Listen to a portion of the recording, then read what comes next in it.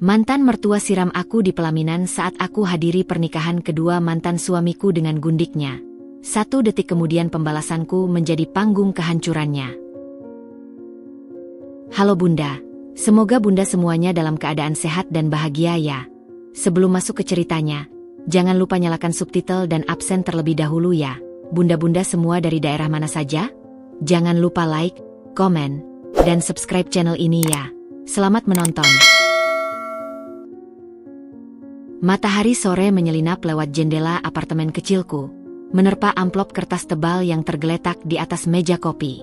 Amplop itu berwarna gading, bercap lilin emas dengan monogram IND. Jari-jariku bergetar ringan saat mengambilnya.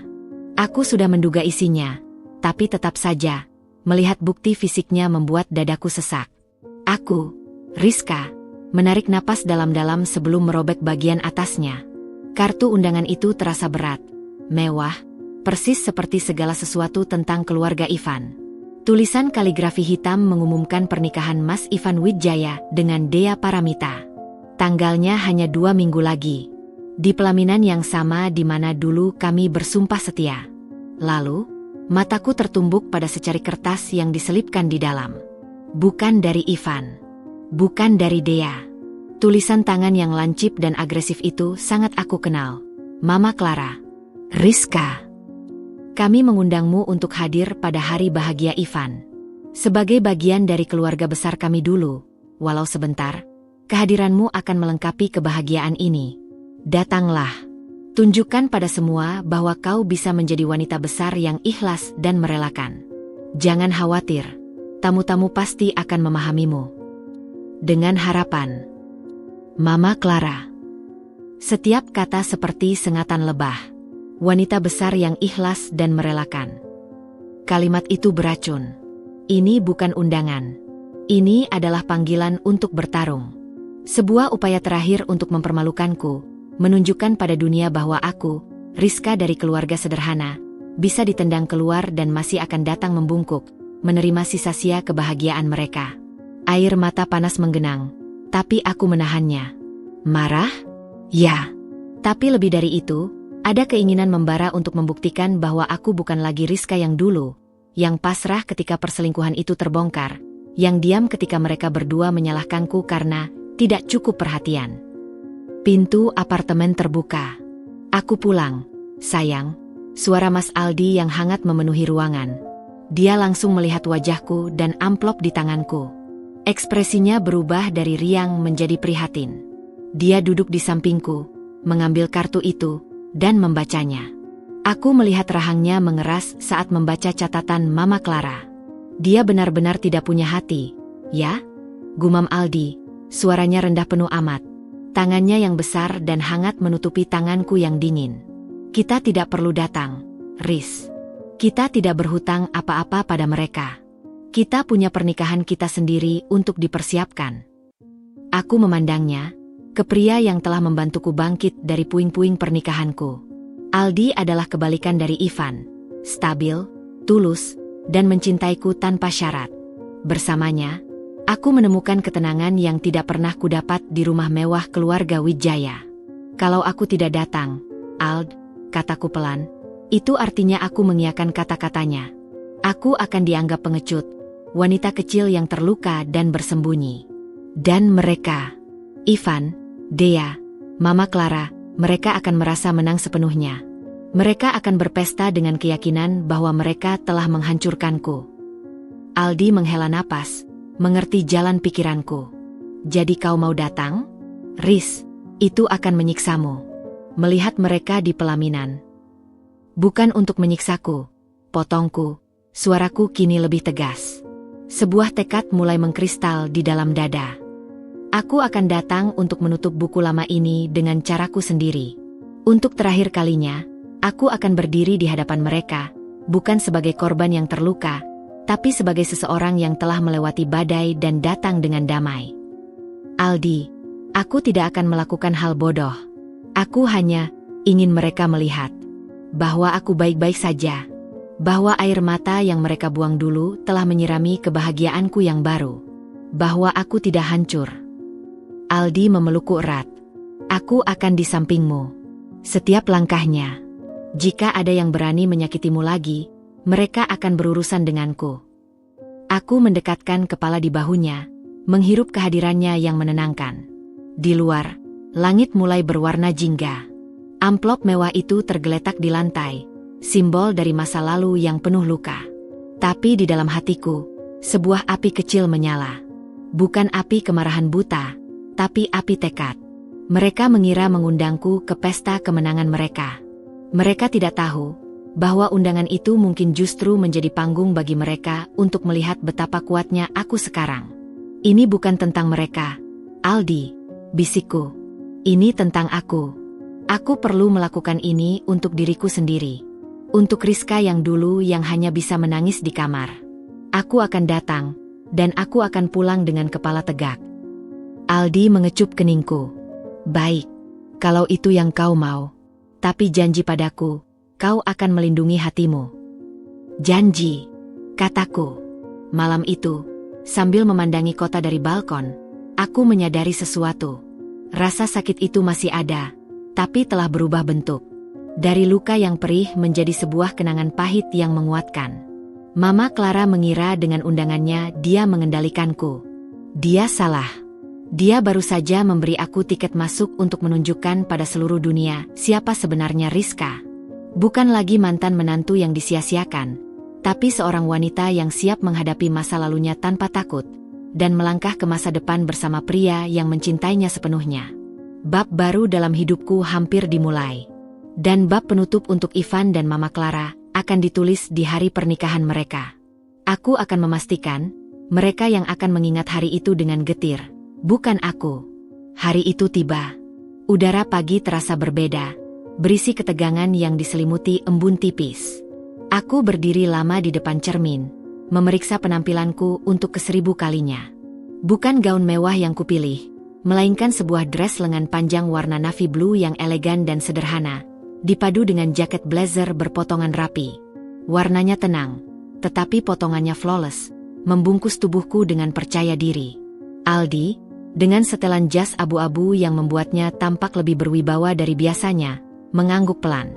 Kau cantik dan kuat, katanya, menatapku lekat-lekat.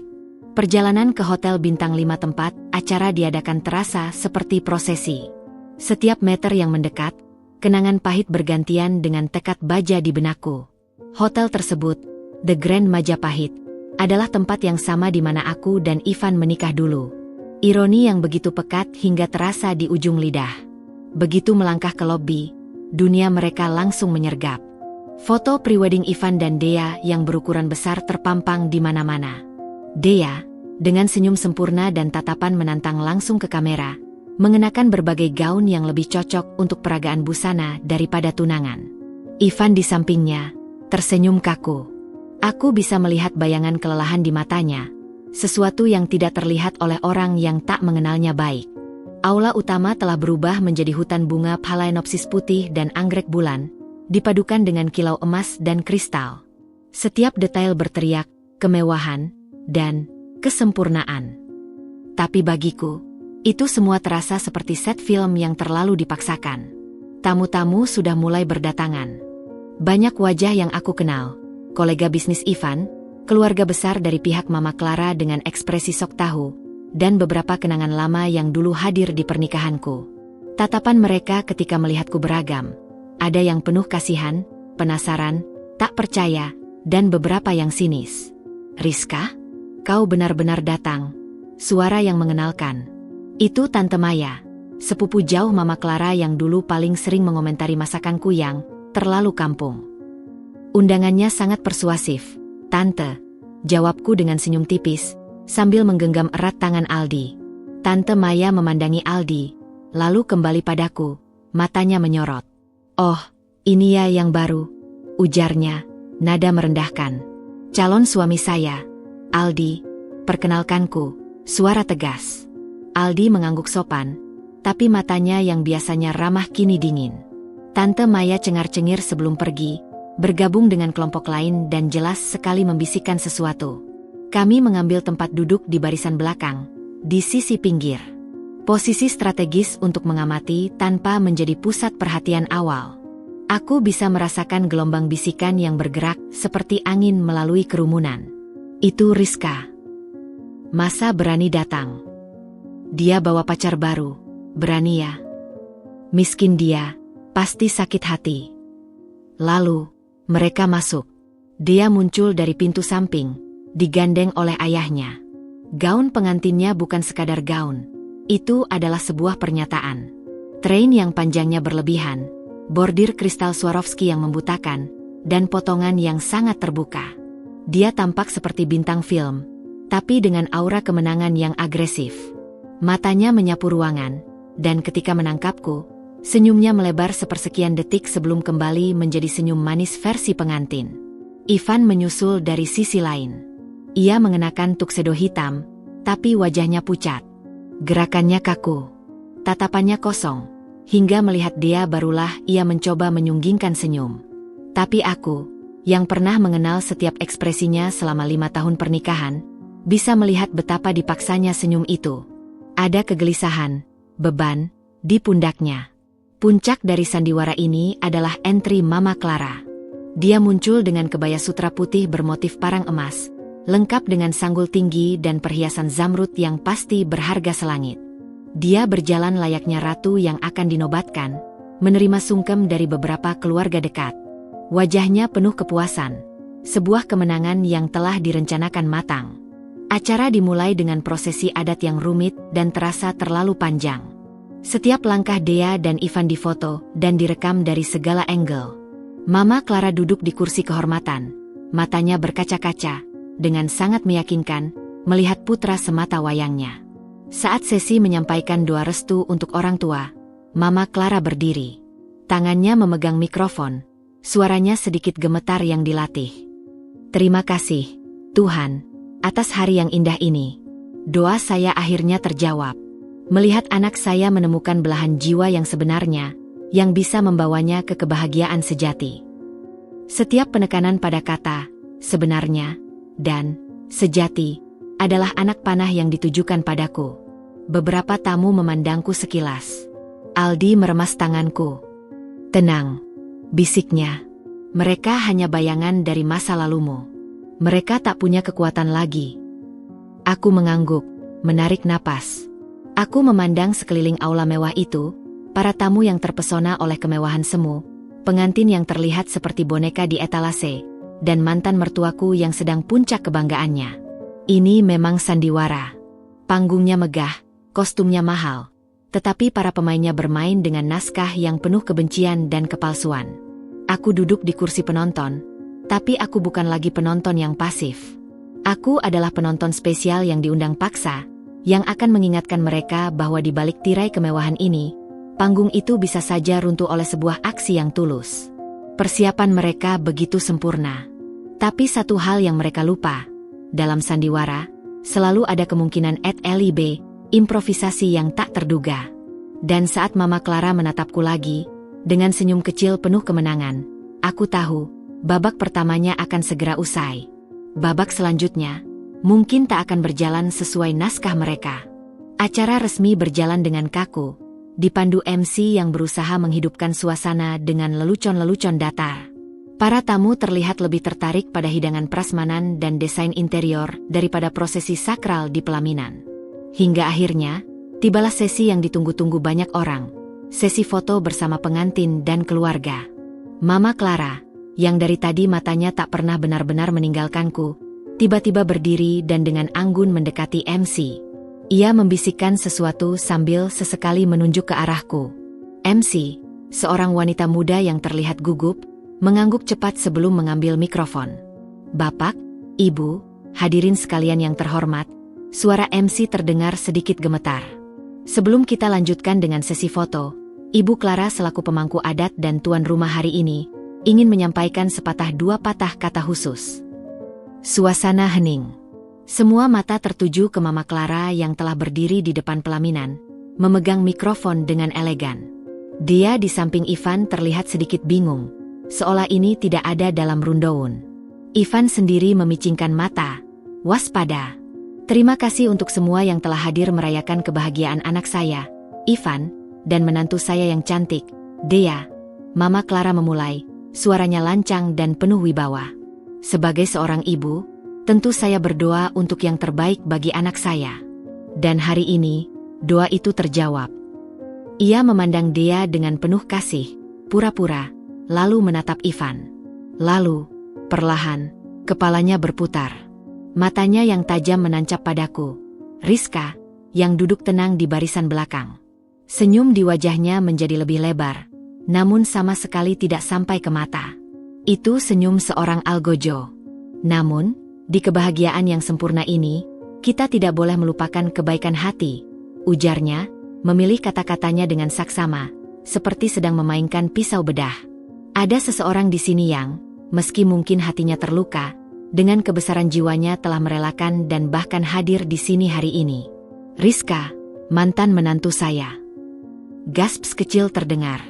Kamera dan ponsel yang tadinya terarah ke pelaminan, mulai berputar ke arahku. Aku bisa merasakan panas ratusan tatangan menempel di kulit.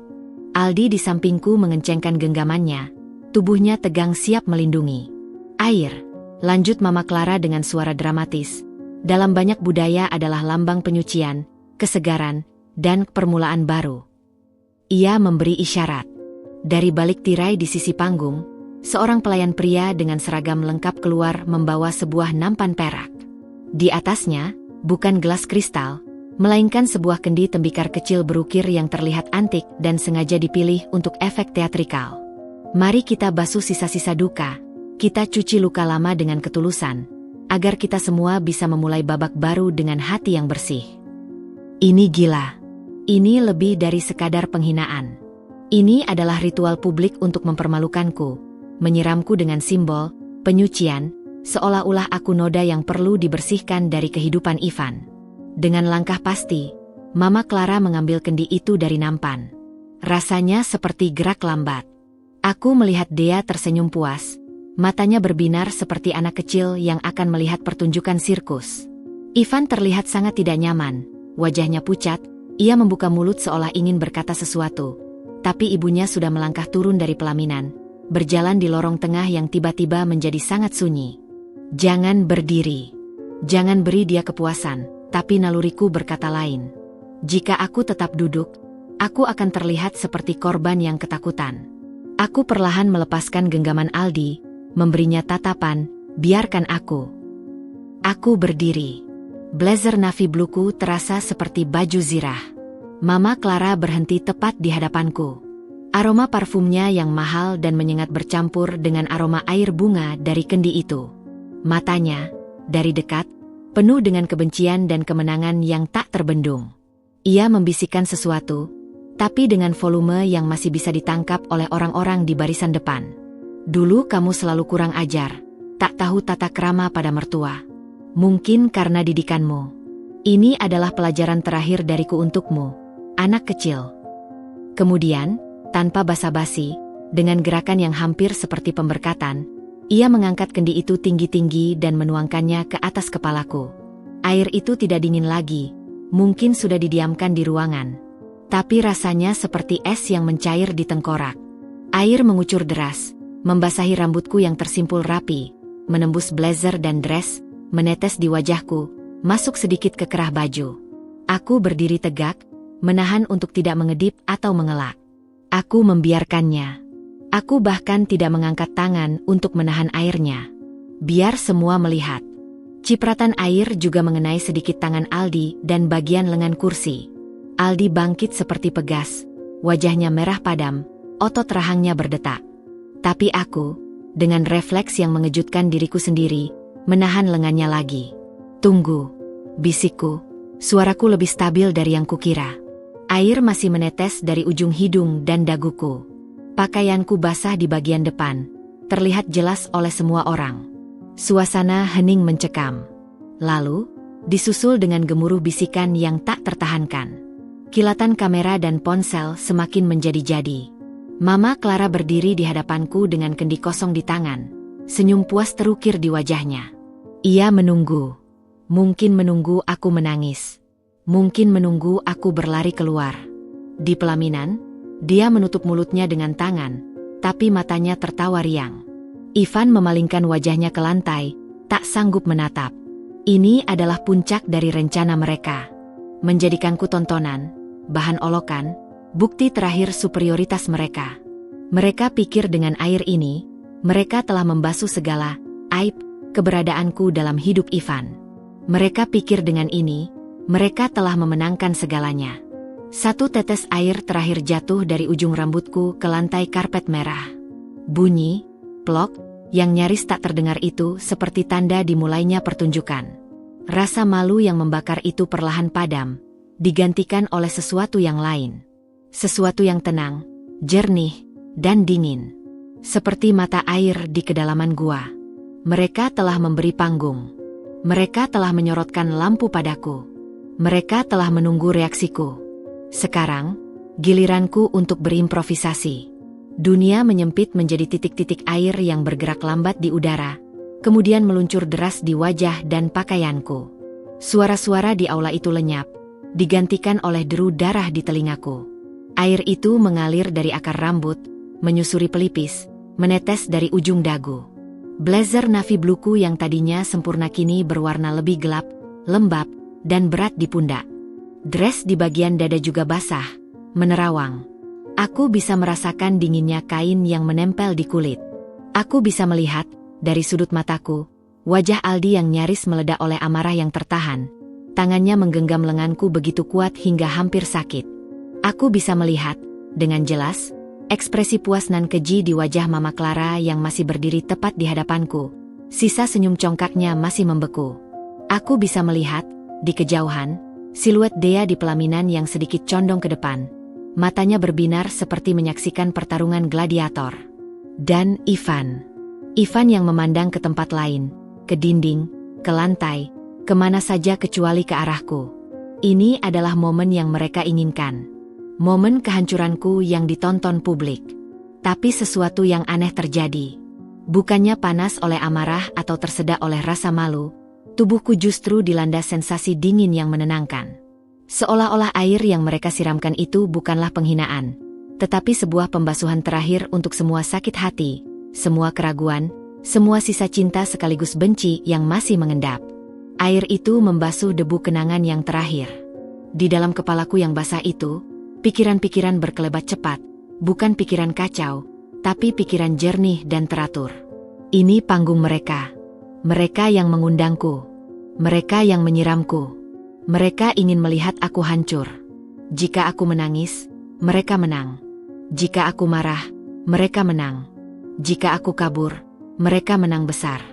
Tapi aku tidak datang untuk dikalahkan. 1 detik itu. Benar-benar hanya 1 detik aku menundukkan kepala, menyeka air dari kelopak mata dengan punggung tangan. Bukan gerakan terburu-buru, bukan gerakan orang yang panik. Tapi gerakan yang sengaja, pelan, seperti aktor yang mempersiapkan diri sebelum adegan utama. Dalam 1 detik itu, aku memutuskan segalanya. Aku memutuskan untuk tidak menjadi korban dalam narasi mereka. Aku memutuskan untuk mengambil alih cerita. Mama Clara mengira telah menulis akhir yang sempurna untukku. Perempuan terluka, basah, dan dipermalukan, lalu lari terbirit-birit meninggalkan pesta kemenangan mereka. Salah. Aku akan menulis ulang akhir itu. Ketika aku mengangkat wajah lagi, air mungkin masih menetes, tapi mataku sudah kering. Bukan kering karena kekosongan, tapi kering karena tekad yang membaja telah menguapkan segala kebingungan. Senyum kecil, sangat kecil, hampir tak terlihat, mengerling di sudut bibirku. Bukan senyum bahagia, bukan senyum sinis, tapi senyum seorang yang baru saja menemukan jawabannya. Aku menoleh ke Aldi. Aku melihat amarah, kekhawatiran, dan keinginan besar untuk menghancurkan segala sesuatu di sekitarnya yang menyakitiku di matanya. Aku menggenggam tangannya kembali, memberikan tekanan singkat yang berarti, percayai aku. Lalu, dengan tenang yang mungkin membuat semua orang di ruangan itu merinding, aku melepaskan genggamannya. Aku tidak melihat ke arah pintu keluar. Aku tidak berbalik. Aku justru melangkah maju. 1 langkah.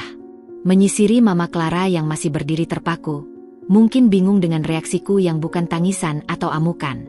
2 langkah. Menuju ke arah pelaminan? Bukan.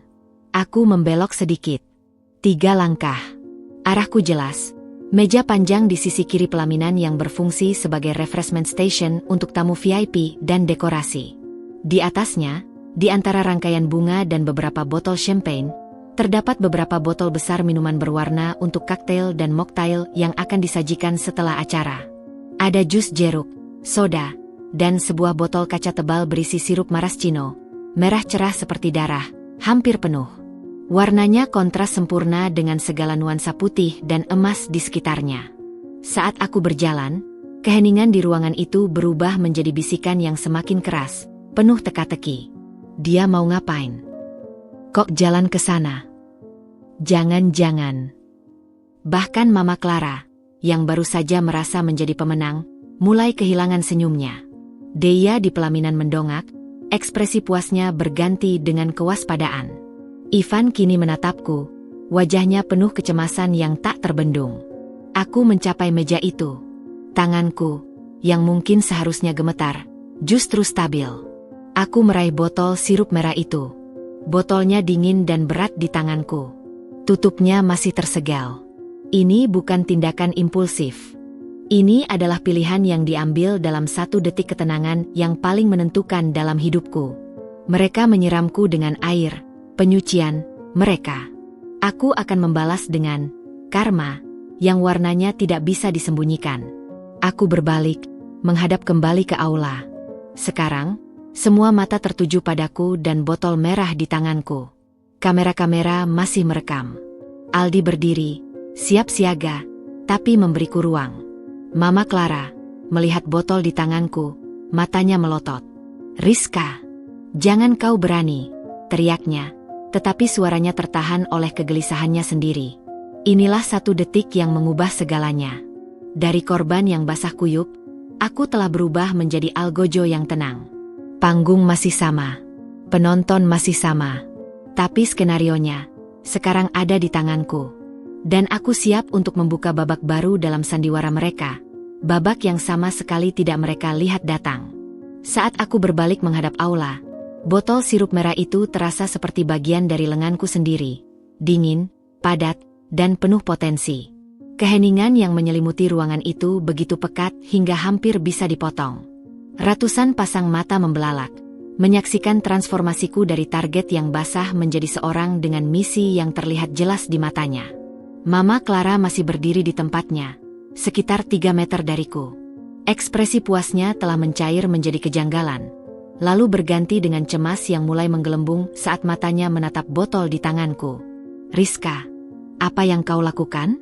Letakkan itu," suaranya meninggi, berusaha mempertahankan wibawa yang tadi sempurna, tetapi ada getar ketakutan di ujungnya. Aku tidak menjawab. Sebaliknya, aku mengangkat botol itu sedikit, seolah-olah sedang memeriksa kandungannya. Cahaya lampu kristal menembus kaca, membuat cairan merah di dalamnya berkilauan jahat dan menarik. Dengan langkah perlahan namun pasti, aku mulai berjalan mendekatinya. Bunyi sepatu haku yang basah menepuk lantai marmer terdengar berirama, seolah mengetuk waktu untuk sebuah pertunjukan. Dulu, Mama Clara selalu mengajarkan tata krama. Suaraku tiba-tiba pecah menyapu keheningan, terdengar lantang dan jernih tanpa perlu teriak. Suaraku, yang dulu mungkin terdengar ragu di telinganya, sekarang tegas dan membelah ruangan. Tapi hari ini, Mama mengajarkanku satu hal baru, bahwa di balik tata krama, bisa tersimpan kekejian yang halus. Aku berhenti tepat di hadapannya. Dari dekat, aku bisa melihat butiran-butiran air dari siramannya masih menempel di bulu mata palsunya yang tebal. Aroma parfumnya yang mahal dan air bunga dari kendi tadi bercampur menjadi bau yang memualkan. Kau pikir dengan menyiramku, Mama telah menyucikan masa lalu? Menghapus semua luka? Tanyaku, suaraku datar. Kau hanya membuktikan satu hal, bahwa kebencian itu kental dan lengket, seperti sirup ini. Sebelum dia bisa bereaksi, sebelum siapapun, para staf hotel, Ivan yang mulai bergerak dari pelaminan, atau bahkan Aldi, bisa menghentikanku, aku menggerakkan tanganku. Ini bukan gerakan emosional yang kasar. Gerakanku terukur, teatrikal, hampir anggun, seperti seorang sommelier yang akan menuangkan anggur terbaik. Dengan ibu jari dan telunjuk, aku membuka segel tutup botol plastik itu. Bunyi krek kecilnya terdengar seperti tembakan starter. Lalu, dengan kedua tangan memegang botol, aku mengangkatnya tinggi-tinggi, melewati kepala Mama Clara yang sudah mulai melongok dengan mulut terbuka, mata penuh horor. "Kau ingin penyucian, Mama?" ucapku, dengan nada yang hampir seperti berkhotbah. "Ini penyucianku, dengan warna kebenaran." Dan aku menuangkannya. Cairan merah pekat, manis, dan lengket itu mengucur keluar dari mulut botol dalam sebuah aliran yang sempurna. Bukan semburan, tetapi pancaran yang deras dan tertuju. Bunyinya gluk-gluk-gluk memenuhi keheningan yang tertekan. Tetesan pertama mengenai puncak sanggul rambutnya yang tinggi. Sirup merah itu langsung menembus lapisan hairspray, merembes ke helaian rambut palsu dan aslinya, mengalir seperti lava kecil di kepala. Mama Clara menjerit, jeritan pendek, terkejut, dan penuh kengerian. Tapi itu baru awal. Aku terus menuangkan. Aliran merah itu mengalir ke bawah, membasahi keningnya, masuk ke alis yang dicat rapi, menodai kelopak matanya yang berkedip-kedip panik. Dia berusaha mengangkat tangan untuk menahan, tetapi cairan itu terlalu deras dan aku memegang botol dengan mantap. Sirup mengalir di sepanjang hidungnya, ke pipi yang penuh bedak tebal, lalu ke mulutnya yang masih terbuka. Pasti terasa manis sekaligus pahit. Dari dagu, aliran merah itu terus turun, membasahi kebaya sutra putih bermotif emas yang mahal itu. Warna putih yang sempurna berubah jadi merah kusam dalam hitungan detik. Motif parang emasnya tenggelam dalam banjir merah. Cairan itu terus mengalir, menodai kalung zamrudnya, merembes ke kebaya, membuat kain sutra yang mulanya anggun kini menjadi lekat, transparan, dan berantakan. Sirup menggenang di bagian dada, lalu mengalir ke bawah, menodai kain bawahan hingga ke sepatu hak tinggi yang juga putih. Seluruh proses mungkin hanya 10 detik, tapi terasa seperti satu adegan yang diperlambat. Ketika botol itu akhirnya kosong, aku masih memegangnya. Mama Clara berdiri di tempat, tak bergerak, seperti patung yang baru saja dicat ulang dengan ceroboh. Seluruh tubuh bagian depan dan kepalanya dilumuri cairan merah kental yang masih menetes ke lantai karpet putih di sekelilingnya. Dia terlihat seperti korban dalam film horor. Dia tidak menjerit lagi. Dia terdiam, matanya kosong menatap ke depan, tubuhnya bergetar hebat. Sirup merah masih menetes dari ujung jari-jarinya. Bau manis yang sangat kuat, hampir memabukkan, mulai menyebar menggantikan aroma bunga-bunga. Aku meletakkan botol kosong itu dengan pelan di atas meja terdekat. Suara tok saat botol menyentuh meja kayu seolah menjadi tanda berakhirnya pertunjukan. "Karma," bisikku, hanya untuknya yang mendengar. Ternyata warnanya merah, dan rasanya manis. Aku mengambil satu langkah mundur, memandangi karyaku. Di wajahku, tak ada kemenangan membara. Hanya sebuah kepuasan yang tenang, dingin, dan final. Panggung telah diberikan. Dan aku baru saja mengubahnya dari upacara penyucian palsu menjadi sebuah lukisan abstrak tentang kehancuran dan balasan. Warna merah sirup itu di atas putihnya kebaya Mama Clara adalah pernyataan yang lebih nyaring daripada teriakan manapun. Dan segalanya, di aula mewah itu, baru saja berubah selamanya. Diam yang menyusul setelah botol itu kosong hanya bertahan kurang dari 3 detik. Tapi 3 detik itu cukup untuk merekam gambar yang takkan terlupakan. Mama Clara, wanita yang selalu tampil sempurna, simbol kekangan dan gengsi, berdiri seperti mimpi buruk yang hidup, dilumuri merah, dengan mata membelalak kosong. Lalu, kekacauan pecah. Jeritan pertama bukan dari Mama Clara, tapi dari Dea di pelaminan. Jeritan panjang, bernada tinggi, penuh horor dan kemarahan. Ibu, gaun saya." Dia melompat mundur, karena aliran sirup yang mencapai lantai telah menggenang dan mulai merembes ke arah karpet merah di bawah kakinya, juga mengenai ujung train gaun pengantinnya yang putih bersih, meninggalkan noda merah sebesar piring. Jeritan Dea memicu reaksi berantai. Suasana hening yang tertekan meledak menjadi keriuhan yang kacau balau. "Bapak-bapak, ibu-ibu, tenang. Mohon tenang," teriak MC. Suaranya hilang dalam kegaduhan, wajahnya panik tak karuan. Para tamu yang tadinya duduk terpaku, kini ramai berdiri. Kursi-kursi terdorong dengan bunyi gesekan keras di lantai. Sebagian berebut mengabadikan momen dengan ponsel, maju mendekat seperti paparazzi. Sebagian lainnya, terutama yang lebih tua dan keluarga Mama Clara, berhamburan mendekat. "Ibu, ibu, bagaimana ini?" teriak seorang bibi yang berusaha mendekat tapi ragu karena genangan sirup di lantai. Mama Clara sendiri seperti baru tersadarkan. Dia melihat tangan-tangannya yang merah, lalu menatap gaunnya. Sebuah erangan panjang, penuh penderitaan dan kemarahan yang tak terperi keluar dari mulutnya. "Tidak, tidak. Sutra Prancisku. Rizka, kau." Dia mencoba melangkah ke arahku, tapi sepatu hak tingginya yang licin menginjak genangan sirupnya sendiri. Kakinya terpeleset. Dengan teriakan pendek, tubuhnya yang kaku dan panik itu jatuh terduduk. Blup, tepat di dalam genangan sirup merah yang semakin melebar. Cairan itu memercik ke sekeliling, mengenai kaki beberapa tamu yang terlalu dekat, menambah teriakan mereka. "Bantuan! Tolong! Ibu Clara terjatuh!" Di pelaminan, Ivan seperti terbangun dari stupor. Wajahnya yang pucat kini memerah oleh kemarahan dan kepanikan. "Rizka, kau sudah keterlaluan!" teriaknya, melompat turun dari panggung kecil. Tapi langkahnya terburu-buru. Dalam konsentrasinya yang buyar, kakinya tersangkut kabel mikrofon yang tergeletak. Tubuhnya tersungkur ke depan, tangan berusaha menahan jatuh, dan bam, menghantam sudut meja dekorasi tempat aku tadi mengambil botol. Dengan suara gemerincing dan gedebuk yang mengerikan, meja itu oleng. Vas bunga kristal besar, lilin-lilin hias, dan beberapa botol minuman lainnya terguling dan jatuh. Vas itu pecah berkeping-keping di lantai marmer. Air bunga dan pecahan kristal berhamburan, bercampur dengan genangan sirup merah.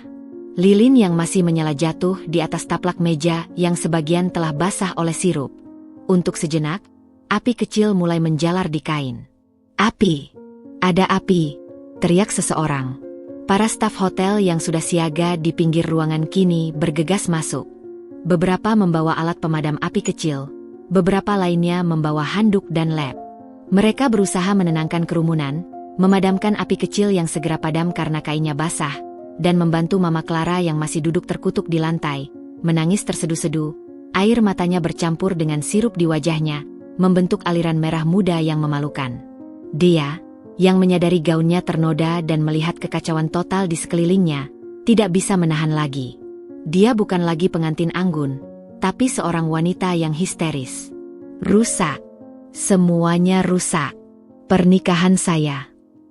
Tangisannya pecah, merusak riasan matanya yang dibuat dengan susah payah.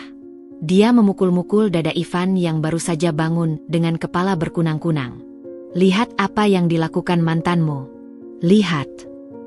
Aldi, yang dari tadi dia mengawasi, segera berada di sampingku. Dia melindungi bahuku, membawaku menjauh dari pusat keributan. Wajahnya masih tegang, tapi ada kilatan lain di matanya, kekaguman yang tercampur kelegaan. "Cukup," bisiknya di telingaku. Aku memandang sekeliling.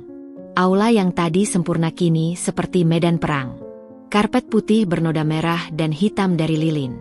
Pecahan kaca dan kristal di mana-mana. Bunga-bunga terinjak-injak. Pusat perhatiannya, sang pengantin wanita menangis histeris dengan gaun bernoda, pengantin pria berdiri lesu dengan baju kusut dan luka kecil di dahi, dan sang ratu hari ini, Mama Clara, masih duduk terpaku di lantai, diselimuti handuk putih yang dengan cepat berubah merah, dikerumuni keluarga yang sama-sama panik. Bau manis sirup yang terlalu kuat bercampur dengan aroma bunga yang hancur, makanan, dan ketakutan. Beberapa tamu mulai bergegas keluar, wajah-wajah mereka campur aduk antara syok, jijik, dan, pada beberapa, hiburan yang tak bisa disembunyikan. Bisikan-bisikan penuh sensasi bergema di lorong luar. Kurang ajar si Rizka itu, tapi Clara juga yang mulai. Ini pernikahan atau pertandingan gladiator? Viral, pasti ini akan viral. Dia itu tadinya sombong, lihat sekarang nasibnya. Aku menarik napas dalam-dalam. Suara keributan itu masih keras, tapi seolah-olah terdengar redup di telingaku. Aku sudah melakukan apa yang harus kulakukan. Panggung kehancuran mereka telah sempurna, dan aku tidak perlu lagi menjadi bagian dari kekacauan itu.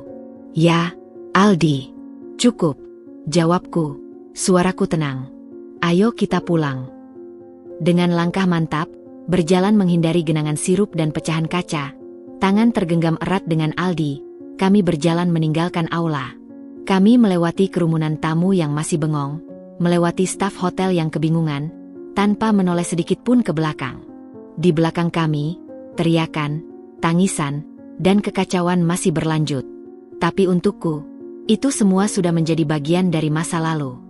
Panggung kehancuran mereka telah selesai dimainkan. Dan aku, Rizka, akhirnya bebas untuk pergi. Pagi setelah badai sirup merah, aku terbangun dengan perasaan aneh, campuran kelegaan yang dalam dan sedikit kecemasan tentang apa yang akan terjadi. Aldi sudah duduk di sebelahku di ranjang, tablet di tangannya, wajahnya menunjukkan ekspresi yang sulit kubaca. Sepertinya kita tidak perlu menebak-nebak lagi, sayang, katanya, memutar tabletnya ke arahku. Layar penuh dengan berita online dan unggahan media sosial. Headline-headline utama begitu nyaring. Drama sirup merah di pernikahan mewah. Mantan menantu balas dendam dengan sirup maras Cino. Pernikahan Ivan Wijaya Dea Paramita berakhir kacau balau usai aksi balas dendam mantan istri. Video viral. Penyiraman air versus penuangan sirup, siapa yang salah? Di bawahnya, ada beberapa video dengan thumbnail yang jelas memperlihatkan momen Mama Clara menyiramkan air dari kendi, dan diriku yang dengan tenang menuangkan sirup merah ke atasnya.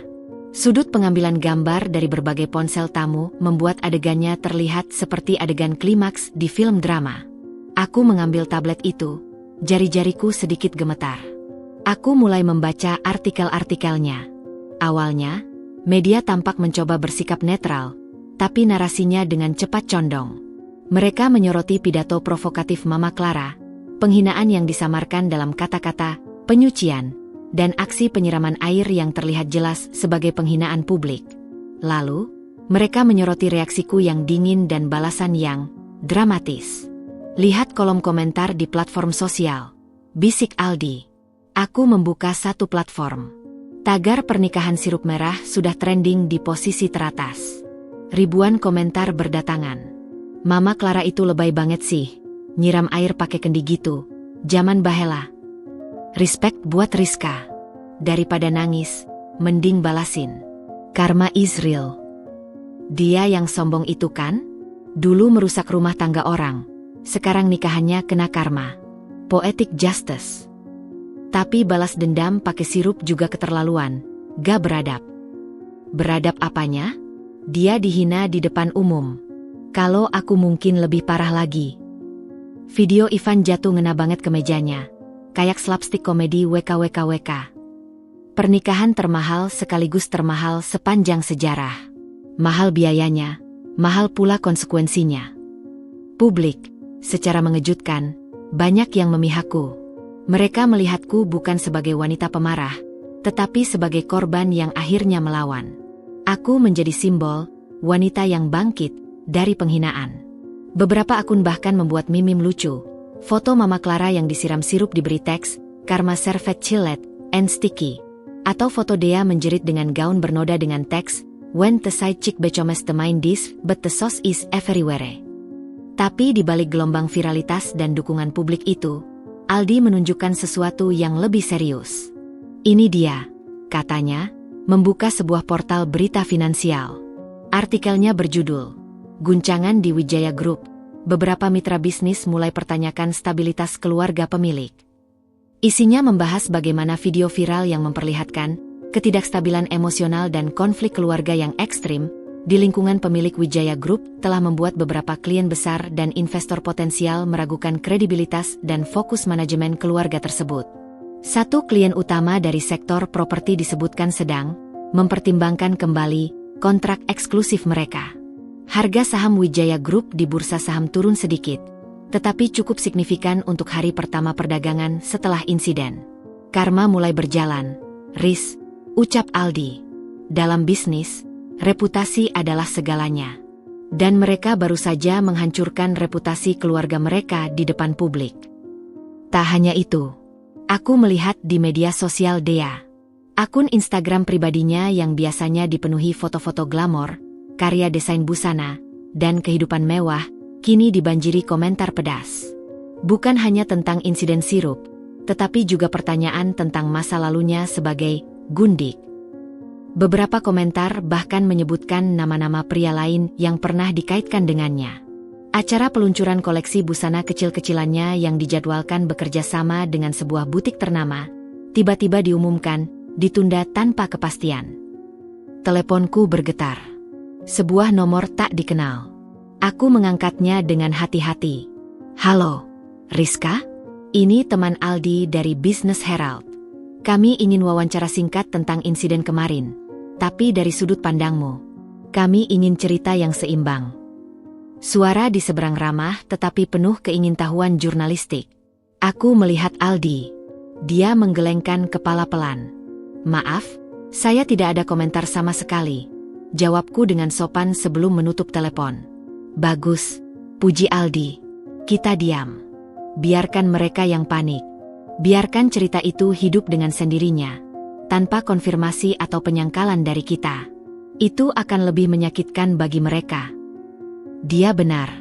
Beberapa jam kemudian, artikel-artikel baru muncul dengan spekulasi yang lebih liar karena pihak Rizka menolak berkomentar.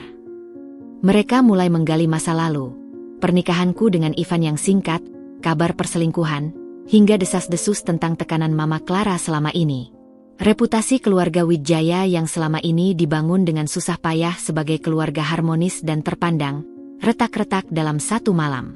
Aku mematikan tablet, menyeruput teh hangat yang diseduh Aldi.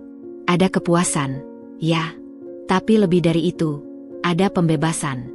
Aku tidak perlu lagi membela diri, tidak perlu lagi merasa malu.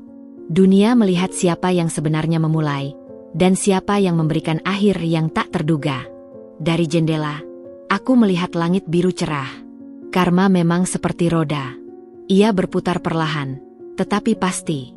Dan bagi Ivan, Dea, dan terutama Mama Clara, roda itu baru saja mulai bergerak. Dimulai dengan aib viral yang akan selamanya melekat pada nama mereka, jauh lebih lengket daripada sirup maraschino manapun. Bab baru telah dimulai. Bagi mereka, bab yang penuh dengan pertanyaan, keraguan, dan konsekuensi. Bagiku, bab itu adalah tentang menutup lembaran lama dan, bersama Aldi, mulai menulis kisah baru tanpa beban kebencian. Kebencian itu sudah kutumpahkan bersama isi botol itu. Sekarang, yang tersisa hanyalah ketenangan. Dunia mereka, yang semula dipenuhi rencana bulan madu mewah di Florence dan foto-foto pamer di media sosial, berubah drastis menjadi rumah kaca yang penuh tekanan dan saling menyalahkan. Karma yang dimulai dari aib publik, kini merambat masuk ke dalam rumah tangga mereka yang baru saja dibangun. Di dalam rumah mewah yang seharusnya menjadi sarang cinta baru, suara jeritan dan tangisan lebih sering terdengar daripada tawa. Dea, yang tidak bisa menerima kenyataan bahwa pernikahan impiannya berubah menjadi lelucon nasional, melampiaskan amarahnya pada segala hal, dan sasaran utamanya adalah Ivan. Lihat ini, Ivan, teriaknya suatu sore, sambil menyodorkan tablet ke wajah Ivan yang lesu. Layarnya penuh dengan artikel berita dan meme yang menjadikan mereka bahan olok-olokan. Kita jadi bahan tertawaan. Semua orang bilang aku, mantu sirup. Gaun mewahku jadi sampah. Ivan, yang kepalanya masih pusing memikirkan turunnya harga saham dan telepon cemas dari dewan direksi, mencoba bersikap rasional. Dia, tenang. Ini hanya sementara. Orang akan lupa.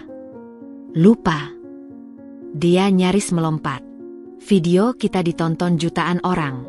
Ibumu yang jadi bahan meme. Aku tidak bisa keluar rumah. Para beauty vlogger yang dulu mau kolaborasi sekarang menghilang. Dan kau bilang ini sementara. Pertengkaran itu hanyalah satu dari sekian banyak. Setiap kali Dea melihat noda sirup yang ternyata masih tersisa samar di sudut tas Hermesnya, atau mendengar kabar bahwa acara talk show yang sudah dijadwalkan membatalkan undangannya, amukannya meledak. Uang menjadi pelariannya. Untuk menghilangkan stres, ia membeli tas limited edition, perhiasan baru, dan memesan redekorasi bagian dalam rumah, semua dengan kartu kredit perusahaan Ivan tanpa berkonsultasi. Tagihan yang melonjak drastis itu akhirnya sampai ke tangan Ivan. Dia, kita harus bicara soal pengeluaranmu, katanya suatu malam, mencoba menahan emosi. Pengeluaran? Setelah aku menderita karena ulang mantan istrimu, kau malah pelit. Dea menyeringai. Aku butuh ini untuk mood aku. Ivan, kau pikir mudah jadi pusat cibiran. Tapi kita tidak bisa hidup seperti ini. Perusahaan sedang tidak baik-baik saja karena skandal ini. Kita harus berhemat. Berhemat. Dia tertawa getir. Dulu kau bilang akan memberiku kehidupan yang lebih baik dari Rizka. Sekarang malah minta berhemat? Apa aku kawin dengan orang miskin? Kata-kata itu seperti tamparan. Ivan melihat wajah dia yang cantik itu, yang dulu selalu terlihat manis dan penuh pengertian saat mereka masih berselingkuh. Kini, yang terpancar hanyalah tuntutan dan kekecewaan. Cinta mereka, yang dibangun di atas gairah dan pelarian dari rutinitas pernikahannya denganku, ternyata rapuh.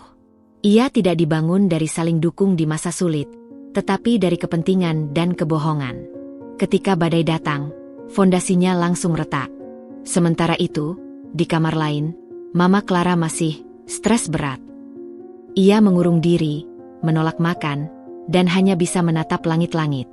Dokter sudah datang, memberi obat penenang. Tapi luka yang dideritanya bukan fisik. Itu adalah luka harga diri yang dalam. Gambar dirinya yang terpuruk dan berlumur merah itu terus terpampang di pikirannya. Setiap kali ia membuka media sosial, yang seharusnya tidak ia lakukan, ia melihat komentar-komentar pedas. Seorang teman dari perkumpulan sosialita bahkan secara halus bertanya apakah ia membutuhkan rekomendasi terapis trauma. Itu adalah pukulan terbesar bagi ego besarnya. Ivan terjepit di antara dua wanita yang menjadi pusat kehidupannya. Ibunya yang depresi dan istrinya yang histeris. Ia merasa gagal. Gagal melindungi ibunya dari aib, padahal ibunya sendiri yang memulai. Gagal memberikan pernikahan yang bahagia bagi Dea. Dan yang paling menyakitkan, ia mulai mempertanyakan, apakah keputusannya meninggalkanku, Rizka, adalah kesalahan terbesar dalam hidupnya. Suatu malam, dalam pertengkaran yang sangat hebat, Dea melemparkan barang-barang. Sebuah vas kristal kecil terbang dan nyaris mengenai kepala Ivan. Kau dan ibumu yang merusak segalanya. Kalian berdua yang harusnya minta maaf pada dunia, jerit Dea. Ivan, yang emosinya sudah di ujung tanduk, membalas dengan suara dingin yang belum pernah ia gunakan pada Dea sebelumnya. Kalau kau tidak bahagia di sini, silakan pergi. Tapi ingat, tanpa aku, kau siapa, Dea? Desainer yang koleksinya dibatalkan? Wanita yang dikenal sebagai mantu sirup? Dea terhenyak. Kata-kata itu lebih menyakitkan daripada teriakan apapun. Ia melihat kenyataan yang selama ini ia tutupi dengan kemewahan. Bahwa identitasnya kini terikat dengan aib itu, dan tanpa Ivan, ia kehilangan segalanya. Status, uang, dan sisa harga dirinya. Pernikahan mereka yang belum genap sebulan sudah dipenuhi dengan kebisakan yang mematikan, tatapan penuh kebencian, dan penyesalan yang mulai menggerogoti. Bulan madu di Florence jelas batal. Mereka bahkan tidak bisa pergi makan di restoran mewah tanpa merasa dilihat dan dibisiki. Pondasi rumah tangga mereka, yang seharusnya kokoh dibangun di atas cinta sejati yang mereka gembar-gemborkan, retak oleh satu botol sirup merah dan konsekuensinya yang berlipat ganda. Dan retakan itu, perlahan tapi pasti, mulai melebar, mengancam akan menghancurkan segalanya. Mereka saling menyalahkan, saling menyakiti, terjebak dalam lingkaran setan yang mereka ciptakan sendiri. Di tengah kehancuran mereka, hidupku dengan Aldi justru semakin tenang dan penuh rencana. Kami tidak membicarakan mereka lagi. Mereka telah menjadi pelajaran masa lalu, sebuah pengingat akan betapa rapuhnya kebahagiaan yang dibangun di atas kepalsuan dan sakit hati orang lain. Karma tidak selalu datang dengan petir dan guntur. Terkadang, ia datang perlahan, dengan membiarkan orang-orang itu menghancurkan diri mereka sendiri dengan sifat asli mereka yang akhirnya terbuka. Dan bagi Ivan, Dea, dan Mama Clara, proses penghancuran diri itu baru saja dimulai. Dinginnya kabar bisnis ternyata lebih menusuk daripada cemoohan di media sosial. Bagi keluarga Wijaya, gemuruh aib, sirup merah, tidak hanya mengguncang rumah tangga Ivan, tetapi mulai meluluhlantakkan kerajaan bisnis yang dibangun dengan susah payah selama 2 generasi. Aldi, dari kantornya yang nyaman, dengan jaringan bisnisnya yang luas dan solid, mengamati semuanya dengan teliti. Ini baru permulaan, Riz, ujarnya suatu malam sambil menunjukkan beberapa laporan pasar. Reputasi di dunia bisnis itu seperti kristal. Begitu retak, sulit diperbaiki. Dan mereka baru saja menghantam kristal itu dengan palu godam. Beberapa hari setelah video viral, sebuah artikel investigasi muncul di majalah bisnis terkemuka. Artikel itu berjudul, "Di balik kemewahan Wijaya Group, kepatuhan dan etika bisnis yang dipertanyakan." Penulisnya, seorang jurnalis senior yang dikenal tak kenal kompromi, dengan cerdik mengaitkan ketidakstabilan dan konflik dalam keluarga pemilik yang baru-baru ini terbuka ke publik, dengan sistem tata kelola perusahaan yang mungkin terlalu tertutup dan bergantung pada jaringan keluarga. Artikel itu seperti membuka kotak Pandora. Para analis pasar dan investor, yang sudah resah melihat fluktuasi saham, mulai bertanya lebih dalam. Mitra bisnis lama yang selama ini bekerja sama karena hubungan baik dengan almarhum ayah Ivan, mulai menyelidiki kontrak-kontrak mereka dengan lebih kritis. Seorang klien besar di sektor properti, yang selama ini menjadi tulang punggung proyek-proyek pengembangan Wijaya Group, secara resmi mengirim surat permintaan klarifikasi. Aldi membacakan sebuah pesan dari kontaknya. Mereka ingin memastikan bahwa gangguan internal di tubuh keluarga pemilik tidak akan memengaruhi pemenuhan komitmen proyek. Klarifikasi yang diberikan oleh tim Humas Wijaya Group, yang terburu-buru dan penuh basa-basi, justru dianggap tidak meyakinkan. Dalam waktu seminggu, klien itu mengumumkan mereka tidak akan memperpanjang kontrak eksklusif setelah masa kontrak berakhir dalam 3 bulan.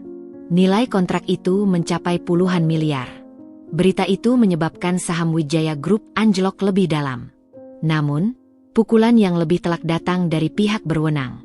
Investigasi jurnalistik itu menarik perhatian otoritas pajak. Ada indikasi bahwa beberapa transaksi antara perusahaan induk Wijaya Group dengan beberapa anak perusahaannya yang dikelola sepupu-sepupu Ivan, memiliki selisih yang signifikan dan belum dilaporkan dengan semestinya. Jelas Aldi, yang mendapatkan informasi dari rekanan yang juga bekerja di bidang konsultan keuangan. Ini bisa mengarah pada pemeriksaan pajak secara mendalam. Ivan, yang kini harus berhadapan dengan histeria Dea, depresi ibunya, dan krisis di perusahaan, terlihat seperti orang yang kehilangan arah. Rapat-rapat darurat diadakan. Wajahnya yang dulu selalu tampak percaya diri kini pucat dan dipenuhi bayangan hitam di bawah mata. Ia mencoba meminta bantuan pada pamannya, orang kepercayaan ayahnya, tetapi pamannya justru menegurnya. "Ivan, urusan keluarga tidak boleh dibawa ke perusahaan. Tapi karena kau dan ibumu membawanya ke ranjang publik, sekarang kita semua harus menanggung akibatnya." Upaya Ivan untuk mencari suntikan dana segar atau pinjaman dari bank mitra lama juga menemui jalan buntu. Para bankir, yang melihat berita viral dan laporan investigasi, menjadi sangat berhati-hati. "Kami butuh jaminan yang lebih solid, Ivan," kata salah satu direktur bank, suaranya dingin di telepon. Situasi saat ini sangat tidak kondusif. Di tengah keputusasaan,nya, Ivan bahkan mencoba menghubungi beberapa kenalanku yang dulu juga kenal dengannya. Mungkin berharap ada informasi atau bahkan bantuan tidak langsung dariku. Tentu saja, sia-sia. Lingkunganku yang baru bersama Aldi sama sekali terpisah dari dunianya yang sedang tenggelam. Aldi, di sisi lain, bukanlah orang yang mendendam secara sembrono. Tapi prinsipnya jelas. Orang yang dengan sengaja menyakiti orang yang dicintainya, harus merasakan konsekuensinya. Diam-diam, melalui jaringan profesinya yang kuat dan reputasinya yang bersih, ia memastikan bahwa tidak ada bantuan atau jalan keluar mudah yang akan mengulurkan tangan pada keluarga Wijaya di saat-saat kritis ini. Bukan dengan cara yang kotor, tetapi dengan memastikan informasi tentang kondisi real Wijaya Group sampai ke telinga para pihak yang tepat, dan menolak untuk menjadi perantara bagi mereka. "Bisnis itu tentang kepercayaan, Riz," ujar Aldi padaku saat kami berjalan-jalan di taman, jauh dari hiruk-pikuk kota. "Dan mereka telah menghancurkan kepercayaan itu dengan tangan mereka sendiri. Ketika kau menyiram ibumu dengan sirup di depan umum, kau juga menyiramkan keraguan pada semua mitra bisnismu. Orang akan berpikir, jika urusan keluarga saja bisa berantakan seperti itu, bagaimana dengan urusan keuangan mereka?" Aku memandangi dedaunan yang mulai berubah warna. Ada sedih yang samar. Bukan untuk Ivan, tapi untuk segala jerih payah yang pernah kucurahkan ke dalam rumah tangga dan juga sedikit ke dalam bisnis keluarga itu dulu. Tapi perasaan itu cepat berlalu. Kebangkrutan bisnis keluarga Ivan bukanlah tujuanku saat menuangkan sirup itu. Tapi itu adalah konsekuensi alami dari aib yang mereka undang sendiri. Mereka mengira kekuasaan dan uang akan melindungi mereka dari segala aib. Mereka salah. Justru di puncak itulah, jatuhnya akan lebih sakit. Gedung pencakar langit Wijaya Group masih berdiri megah di jantung kota. Tapi di dalamnya, ada kepanikan, rapat-rapat darurat yang penuh teriakan, dan kekacauan yang tak terlihat dari luar. Fondasi finansial mereka yang dulu kokoh, kini keropos dimakan oleh virus ketidakpercayaan dan investigasi. Sementara bisnis kecil catering dan kue-kue yang kujalani dengan penuh cinta, justru semakin berkembang pesat. Pesanan berdatangan, bukan karena kasihan, tetapi karena produkku yang memang bagus. Bahkan, ada yang bercanda memesan kue dengan hiasan sirup merah di atasnya. Aku hanya tersenyum. Aku tidak menjual dendam. Aku menjual rasa manis yang tulus, yang tidak perlu disembunyikan di balik kemewahan palsu. Karma dalam bisnis berjalan dengan sunyi, tapi dampaknya menggema nyaring. Dan bagi Wijaya Group, gaung itu terdengar seperti lonceng kematian bagi kejayaan mereka yang sudah usang. Tekanan demi tekanan yang menerpa keluarga Wijaya seperti air bah yang tak terbendung. Sementara bisnis mereka terguncang, rumah tangga Ivan dan Dea hanyalah cangkang retak yang dipenuhi kebisuan dingin dan ledakan sesekali. Namun, pukulan paling telak, yang berpotensi meruntuhkan segala sisa ilusi, datang dari arah yang sama sekali tak terduga. Suatu sore, ketika aku sedang menyortir pesanan untuk catering kecil-kecilan yang kujalani, sebuah pesan aneh masuk ke inbox media sosial bisnisku. Pengirimnya adalah akun tanpa foto profil. Namanya hanya inisial A. Bu Rizka, maaf mengganggu. Saya tahu ini tidak pada tempatnya. Tapi hati saya tidak tenang. Saya dulu adalah asisten pribadi Dea Paramita, dari sebelum dia menikah dengan Pak Ivan. Saya dipecat bulan lalu karena tahu terlalu banyak. Saya sudah melihat kejadian di pernikahan mereka. Saya pikir, sebagai mantan istri Pak Ivan, Anda berhak mengetahui kebenaran yang lebih dalam. Jantungku berdebar kencang. Aku menunjukkan pesan itu pada Aldi yang sedang duduk di sebelahku. Apa harus kubalas? Tanyaku. Aldi memandangi layar dengan serius. Hati-hati. Tapi jika ini benar, informasi ini bisa menjadi pencerahan bagimu. Tanyakan apa yang dia inginkan. Aku membalas dengan singkat. Saya dengar. Apa yang Anda maksud dengan kebenaran yang lebih dalam? Balasannya datang beberapa menit kemudian. Kali ini dalam bentuk surel ke alamat email pribadiku yang tersedia di situs bisnis. Lampirannya membuat nafasku tersendat. Scan beberapa dokumen dan tangkapan layar percakapan. Bu Rizka, saya sertakan beberapa bukti. Pertama, transaksi transfer rutin dari seorang pria bernama Hendra Wijaya ke rekening Dea. Pak Hendra adalah pengusaha properti yang merupakan rival bisnis terberat Wijaya Group. Transfer ini masih berlangsung bahkan setelah Dea resmi bersama Pak Ivan. Alasannya, konsultasi desain, tapi jumlahnya terlalu besar untuk sekadar konsultasi. Aku membuka filenya. Benar adanya. Ada bukti transfer bank dengan keterangan yang samar, dari seorang Hendra Wijaya ke Dea Paramita, dengan nominal puluhan juta setiap bulannya, berlangsung sejak setahun sebelum pernikahan kami bubar. Kedua, lanjut surel itu, ini adalah tangkapan layar percakapan Dea dengan teman dekatnya di aplikasi pesan. Dia menulis, harus cepat hamil nih, biar Ivan makin terikat. Dia mulai ragu sejak skandal video sama Rizka itu bocor. Percakapan ini terjadi 2 bulan sebelum pernikahan mereka. Dan yang ketiga, ada hasil tes kesehatan Pak Ivan dari setahun lalu yang, secara tidak sengaja, saya temukan di arsip Dea. Menunjukkan ada masalah pada kesuburannya yang rendah.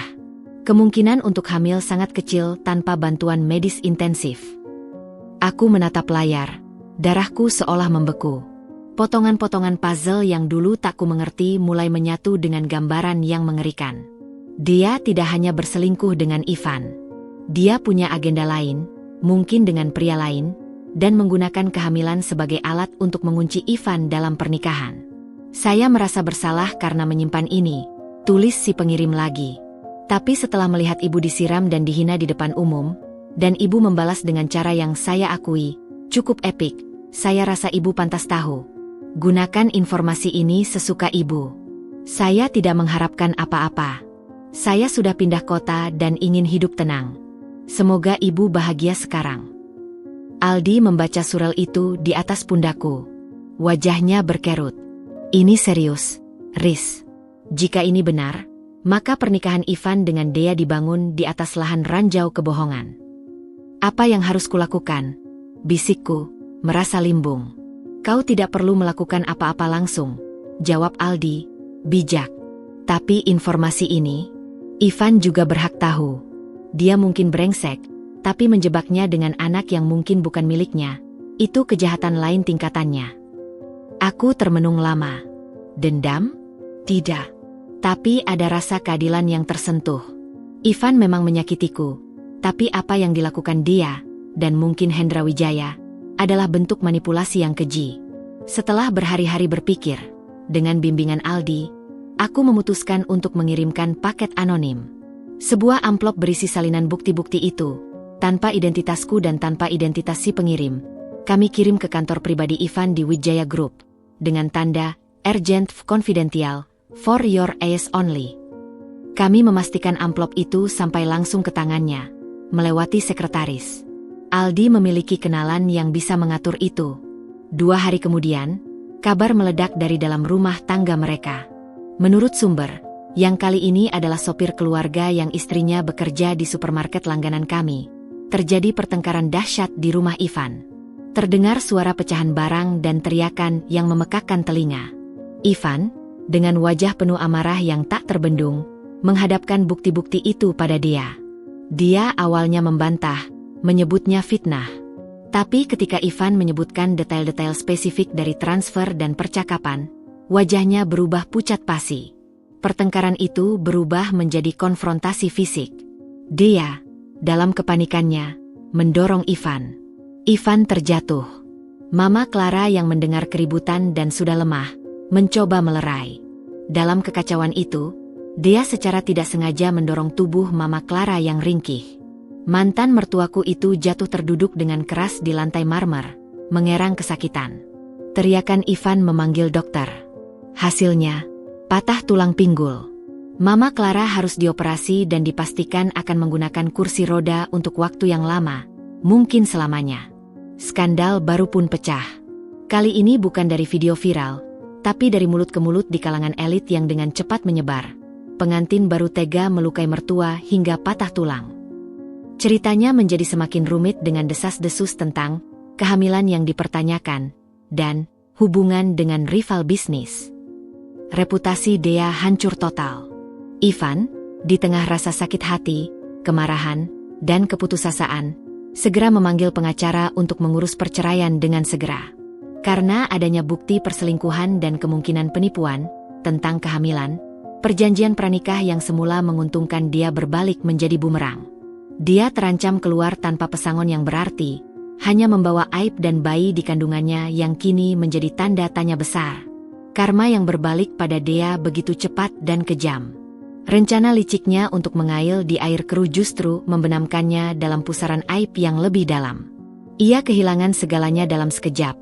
Suami, status, kemewahan, dan harga diri. Dan untuk kedua kalinya, sebuah rahasia gelap terbongkar di keluarga itu, menghancurkan sisa-sisa fondasi yang sudah rapuh. Kali ini, tanpa setetes sirup pun, kehancuran mereka lebih dari sempurna. Dunia Ivan runtuh dengan cepat, berurutan, dan tanpa ampun. Jika krisis bisnis adalah gempa susulan, maka paparan rahasia Dea adalah tsunami yang menyapu bersih sisa-sisa ilusi yang masih bertahan. Dan di tengah reruntuhan itu, wajah ibunya yang pucat kesakitan di atas tandu menuju ambulans menjadi penggalan gambar yang takkan pernah ia lupakan. Setelah Mama Clara dilarikan ke rumah sakit, suasana di rumah mewah mereka berubah menjadi medan perang yang hampa. Dea, dengan wajah masih basah oleh air mata yang kini bercampur mascara yang luntur, berdiri di tengah ruang keluarga yang berantakan akibat pertengkaran. Vas kristal yang mahal pecah berkeping di lantai marmer, cerminan dari hati Ivan yang sudah hancur. Ini semua fitnah. Rizka yang iri mengirim itu. Dia ingin menghancurkan kita. jerit Dea. Suaranya serak namun masih penuh dramatisasi. Tapi matanya yang melotak tak bisa menyembunyikan kepanikan. Ivan tidak lagi marah meledak-ledak. Amarahnya telah berubah menjadi sesuatu yang lebih berbahaya.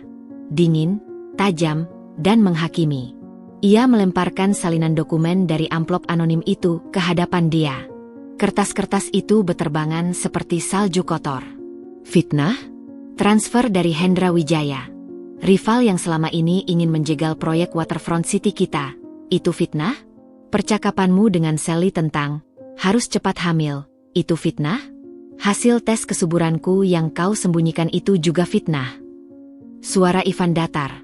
Tapi setiap kata seperti cambuk. Kau pikir aku idiot? Dea? Aku sudah mengecek. Nomor rekening itu memang milikmu.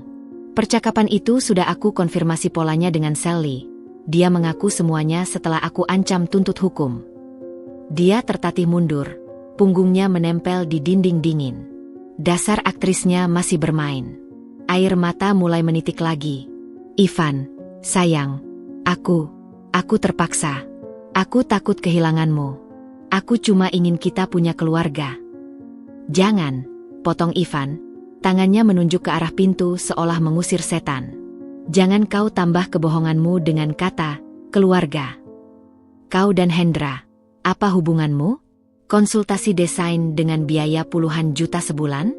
Atau kau mata-mata bisnisnya yang sengaja dikirim untuk menjatuhkanku dari dalam? Tidak, itu tidak benar. Dia menjerit, tapi keyakinannya sudah runtuh. Lalu kehamilanmu? Tanya Ivan, suaranya tiba-tiba penuh kelelahan.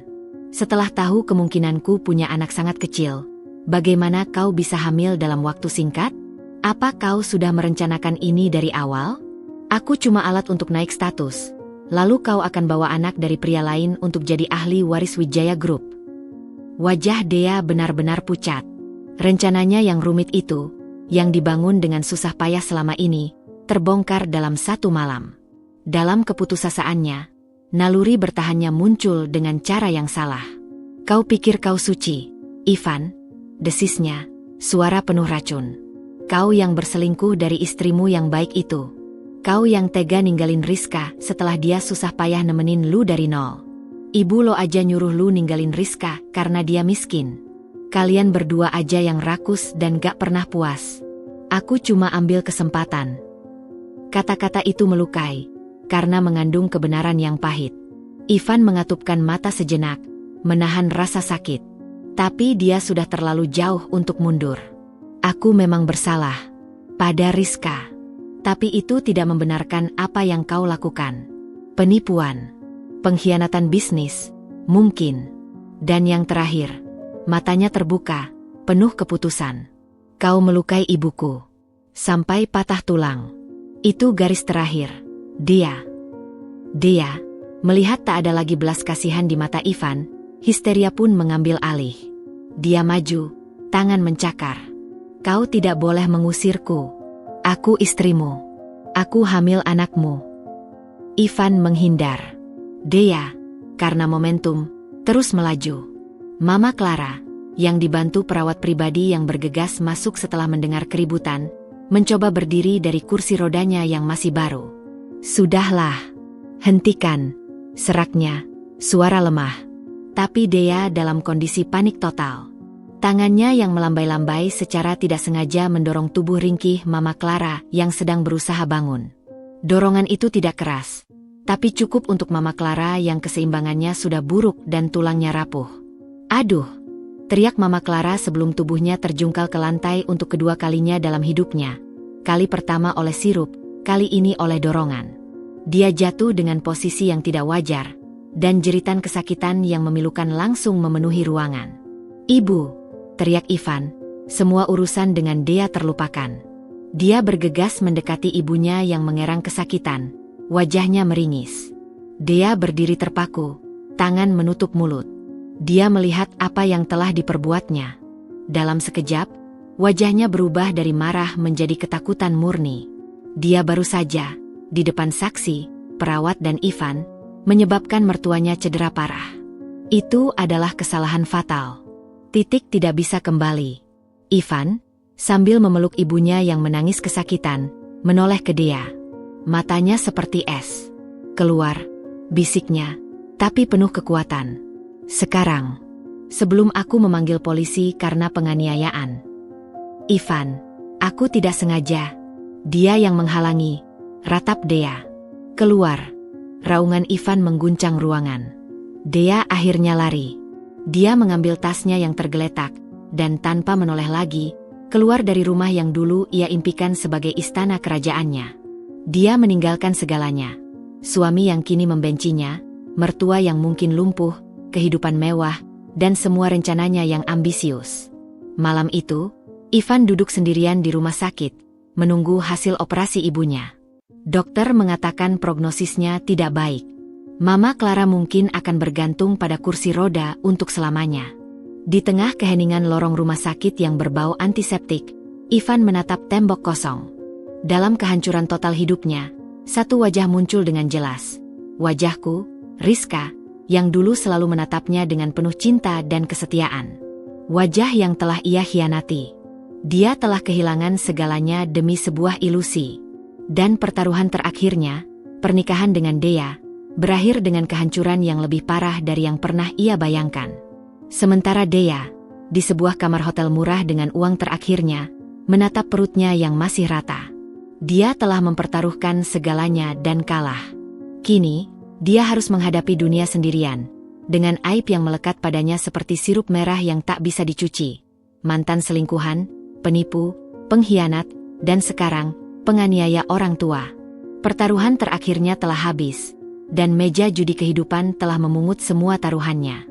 Sementara keluarga Wijaya tenggelam dalam pusaran skandal dan kehancuran, hidupku dengan Aldi berlayar di perairan yang tenang dan cerah. Aku seringkali terbangun di pagi hari dengan perasaan yang sulit dijelaskan. Bukan kebahagiaan yang meluap-luap, tetapi kepuasan yang mendalam, seperti angin sejuk setelah badai berlalu. Bisnis catering kecil-kecilan yang kujalani dengan penuh cinta dari dapur rumah kami yang sederhana, kini berkembang pesat di luar perkiraanku.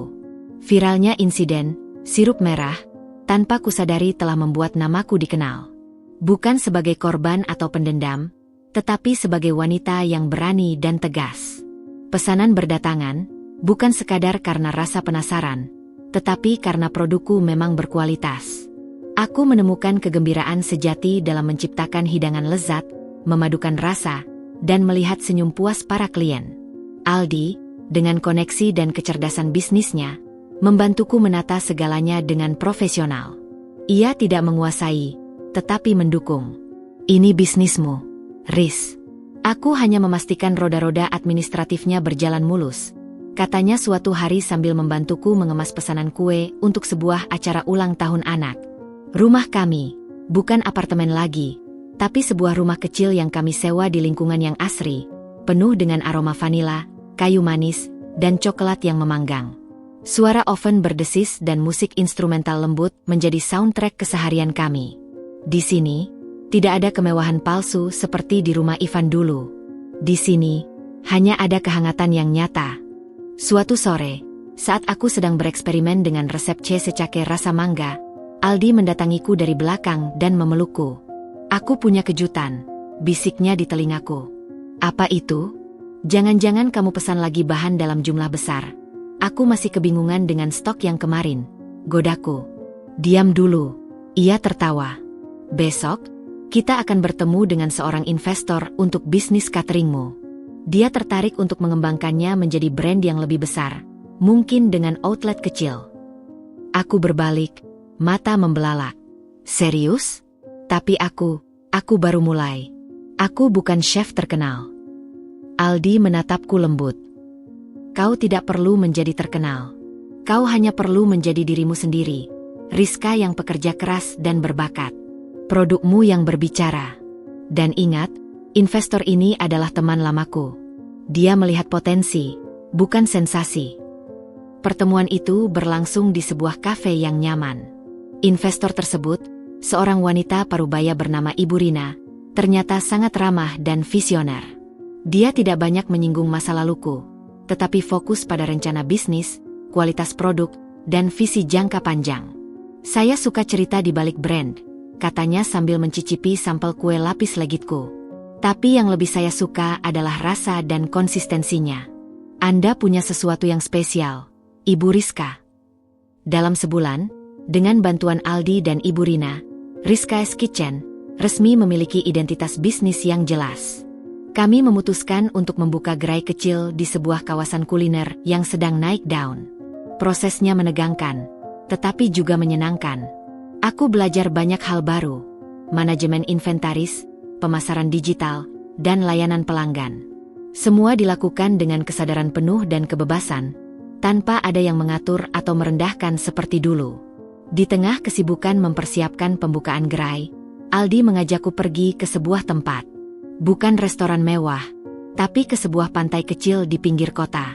Di sana, di bawah langit senja yang berwarna jingga keemasan, dengan debur ombak sebagai saksi, Aldi berlutut. "Rizka," ucapnya, matanya berbinar seperti menerangi senja.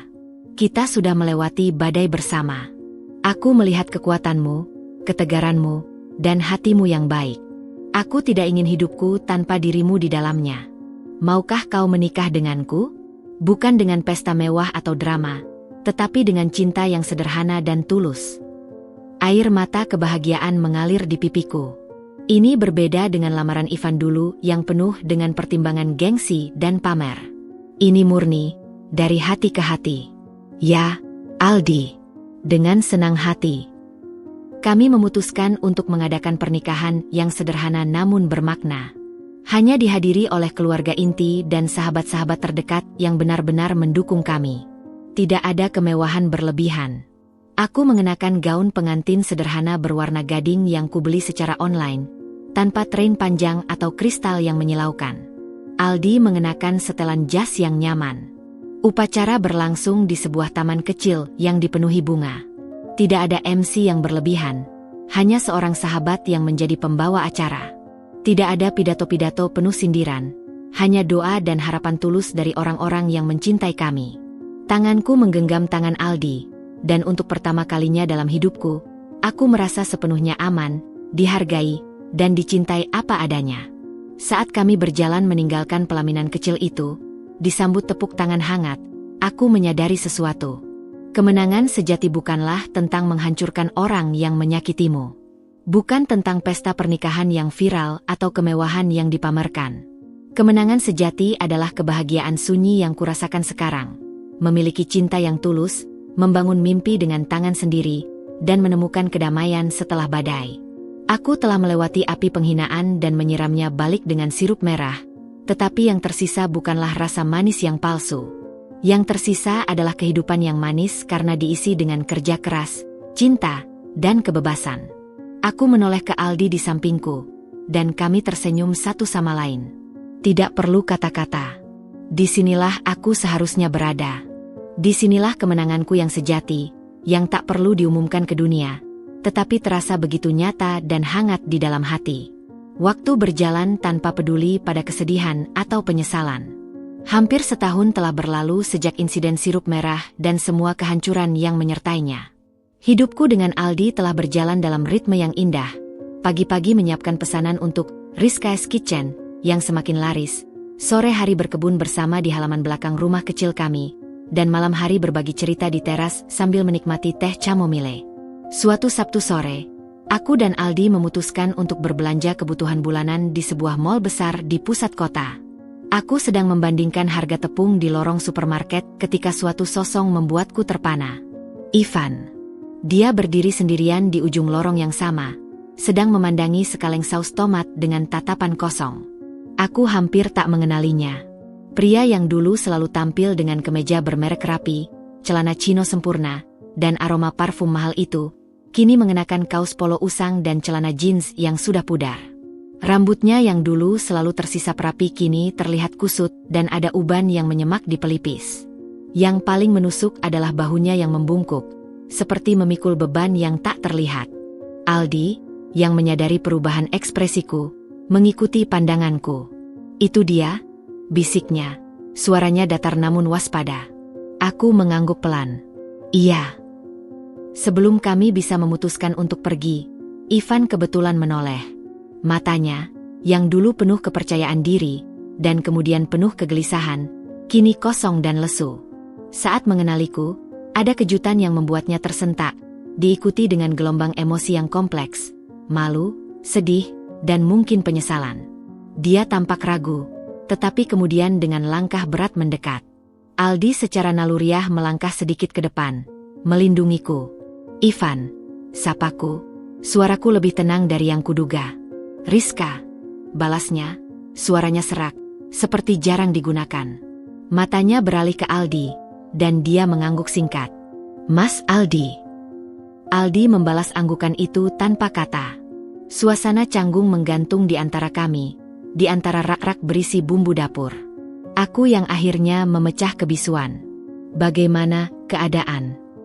Ivan tersenyum getir, senyum tanpa kebahagiaan. "Kau pasti sudah dengar. Ibu masih di kursi roda. Depresi. Perusahaan pilot. Aset dijual untuk lunasi utang." Setiap potongan kalimat diucapkan dengan susah payah, seperti mengakui kegagalan yang memalukan. Dia cerai. Dia pergi, tak tahu kemana. Bayinya lahir. Tapi aku tak yakin itu. Dia tak bisa menyelesaikan kalimatnya. Kepalanya menunduk. Aku memandangnya. Di masa lalu, melihatnya seperti ini mungkin akan membangkitkan rasa iba atau bahkan kepuasan dendam. Sekarang, yang kurasakan hanya kehampasan. Seperti melihat reruntuhan bangunan bersejarah yang dulu megah. "Aku dengar," kataku lembut. "Aku turut prihatin untuk ibumu." Ivan mengangkat kepalanya, matanya berbinar basah. "Rizka, aku tidak tahu harus mulai dari mana. Aku ingin minta maaf. Untuk segalanya. Untuk cara kami, aku dan ibu, memperlakukanmu. Untuk perselingkuhan. Untuk undangan itu. Untuk penyiraman air itu. Untuk semua hal menyakitkan yang kau alami karena aku." Kata-katanya tumpah, penuh penyesalan yang tulus. Tapi entah mengapa, di telingaku, itu terdengar seperti gema dari lorong waktu yang sudah tertutup. "Aku sudah memaafkanmu, Ivan," ucapku, dan aku menyadari itu benar adanya. Memaafkan tidak berarti melupakan, dan tidak berarti kembali. Itu hanya melepaskan beban kebencian dari pundakku sendiri. Aku memaafkan untuk ketenanganku sendiri, agar aku bisa melanjutkan hidup. Ivan mengangguk, air mata akhirnya menetes. Pria dewasa itu menangis di lorong supermarket, tak peduli pada pandangan orang lain. Aku hancur, Riz. Semua yang kupikir penting, uang, gengsi, penerimaan ibu, semuanya hilang. Dan yang tersisa hanya penyesalan. Aku menyesal meninggalkanmu. Aku menyesal memilih jalan yang salah. Aldi meremas pundakku, memberiku kekuatan. "Luka yang kalian buat, Ivan," kataku, memilih kata-kata dengan hati-hati. "Itu adalah bagian dari hidupku yang sudah lewat. Aku tidak bisa menghapusnya, dan kau tidak bisa memperbaikinya dengan kata-kata. Tapi karma, atau konsekuensi, terserah kau menyebutnya apa, telah mengurus sisanya. Bukan aku yang merencanakan kejatuhanmu. Kau, ibumu, dan Dea, kalian yang menabur benihnya. Dan kalian menuai hasilnya." Ivan mengusap air matanya dengan kasar. Aku tahu, itu yang paling menyakitkan. Menyadari bahwa kita adalah arsitek kehancuran kita sendiri. Dia memandangku lagi, dan untuk pertama kalinya, ada kejujuran tanpa topeng. "Kau terlihat bahagia." Aku bahagia, konfirmasiku sederhana. Aku telah menemukan kedamaian. "Aldi, dia baik padamu?" Aldi tak menjawab, hanya menatapku, membiarkanku yang menguasai percakapan. "Dia sangat baik. Dia mencintaiku apa adanya." Ivan manggut-manggut, seperti mencerna pelajaran pahit. "Aku senang untukmu. Kau pantas mendapatkannya." Dia menarik napas dalam-dalam. "Maaf telah mengganggumu. Aku harus pergi. Ibu menunggu." Dia berbalik, tubuhnya terlihat lebih ringkih dari sebelumnya. "Ivan, panggilku sekali lagi." Dia menoleh. "Jaga baik ibumu. Dia mungkin banyak salah, tapi dia tetap ibumu." Ivan tersenyum kecil, penuh kepahitan. "Terima kasih, Rizka, selamat tinggal. Aku menontonnya berjalan pergi, menyusuri lorong supermarket yang terang benderang, sosok kesepian di tengah keramaian. Penyesalannya datang terlambat, setelah segalanya hancur berantakan. Tapi setidaknya, dia sudah menyadarinya. Aldi merangkul pundakku. Kau baik sekali padanya. Bukan baik, Aldi. Aku hanya sudah lelah membawa rasa sakit. Membiarkannya pergi dengan damai adalah hadiah untuk diriku sendiri. Kami menyelesaikan belanjaan kami. Saat kami meninggalkan mal, matahari sore menyinari jalanan. Aku tidak menoleh ke belakang. Bab tentang Ivan, Dea, dan Mama Clara benar-benar telah tertutup. Penyesalan mereka adalah milik mereka. Kebahagiaanku adalah milikku. Dan di dalam hati, aku tahu, perjalananku telah jauh melampaui mereka. Aku telah berubah dari korban yang terluka menjadi seorang yang kuat, dari wanita yang dibasahi air penghinaan menjadi seorang yang mandiri dan dicintai. Penyesalan Ivan yang terlambat hanyalah sebuah catatan kaki dalam buku hidupku yang kini penuh dengan halaman-halaman cerah yang menanti untuk ditulis. Senja itu berbeda. Warnanya bukan jingga menyala yang dramatis, melainkan perpaduan lembut antara ungu, merah muda, dan emas tua yang menyapu langit seperti sapuan kuas seorang pelukis yang tenang. Aku duduk di teras belakang rumah kami yang sederhana, menyeruput teh chamomile yang baru saja diseduh. Tanganku yang dulu gemetar memegang kendi air kini dengan mantap menggenggam cangkir keramik yang hangat, hasil karya seorang pengrajin lokal. Di depanku, hamparan kecil kebun sayur yang kami rawat bersama Aldi mulai menunjukkan hasil. Tomat-tomat ceri berwarna merah menyala bergelantungan. Daun kemangi menyebarkan aroma segar, dan cabai rawit tumbuh subur di pojok. Ini adalah jenis kemewahan baru yang ku mengerti, kemewahan menanam, merawat, dan memanen dengan tangan sendiri. Aldi duduk di sampingku di bangku kayu yang sama. Tangannya yang besar dengan lembut memijat pundakku yang sedikit pegang setelah seharian beraktivitas di dapur. Lelah? Tanyanya. Suaranya seperti beludru di keheningan sore. Lelah yang membahagiakan. Jawabku, menyandarkan kepala di bahunya. Pesanan untuk pesta ulang tahun besok sudah selesai semuanya. Kue lapis legitnya sudah dikemas. Dia mengecup keningku. Kau luar biasa. Dari dalam rumah, terdengar alunan musik jazz lembut dari speaker. Tidak ada lagi bisik-bisik sindiran, teriakan pertengkaran, atau tangisan histeris. Yang ada hanyakan kedamaian, sebuah musik latar yang sempurna untuk kehidupan baru kami. Pikirananku melayang sesaat ke pertemuan dengan Ivan di supermarket beberapa bulan lalu. Sosoknya yang runtuh dan penuh penyesalan itu kini terasa seperti cerita dari kehidupan orang lain. Sebuah bab yang sudah ditutup rapat, disimpan di rak paling belakang perpustakaan ingatanku. Aku kadang masih mendengar kabar tentang mereka dari teman-teman lama, tapi aku tak pernah lagi mencari. Kabarnya, Mama Clara masih bergantung pada kursi roda. Depresinya dalam, dan sedikit tamu yang datang. Ivan bekerja sebagai manajer menengah di sebuah perusahaan swasta yang tidak terlalu besar, jauh dari gemerlap bisnis keluarga yang dulu. Dia hidup sederhana, merawat ibunya. Dea menghilang dari peredaran, mungkin kembali ke kota asalnya dengan bayinya, meninggalkan semua aib di ibu kota. Tapi itu semua bukan urusanku lagi.